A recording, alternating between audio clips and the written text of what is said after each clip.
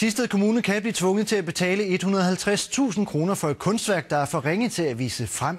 Kunstneren bag mener nemlig, at kommunen har misligholdt kunstværket, og har han ret, ja, så skal kommunen købe det ubrugelige stykke kunst. De fleste kan nok blive enige om, at 150.000 er i overkanten for et kunstværk, der er i så ringe stand som værket her. Men det er præcis, hvad Thisted Kommune skal give for det ødelagte værk, hvis byretten giver kunstneren bag værket og hans advokat medhold. Jeg synes ikke, de kan være bekendt bare at lade det ligge her. Det fremgår af den skriftlige aftale, der er oprettet mellem kunstneren og kommunen, at kommunen har vedligeholdelsesforpligtelsen og pligten til at forsikre kunstværket, så det altid er i fornuftig stand. Og det kan du bare selv se på kunstværket nu, for at konstatere, at det ikke er tilfældet. De 3 figurer har stået her på Kystvejen i Thisted siden 1997. Kommunen lånte værket mod at vedligeholde det. En opgave, der dog pludselig blev omfattende, da januarstormen i 2005 væltede de 3 figurer.